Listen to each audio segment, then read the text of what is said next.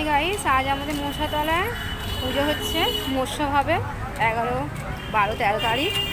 তার আগে থেকে ঠাকুরের যে একটা মৎস্যের পুজো করতে হয় সেই আয়োজন করা হয়েছে।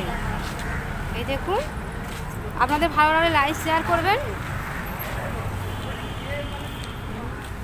মৎস্য আছে 11, 12, 13 হয়েছে।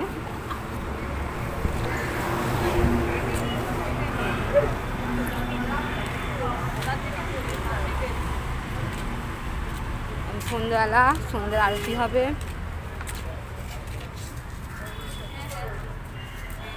মা মনসার মন্দির। একটু আমার বৌমাকে দিয়ে খাই।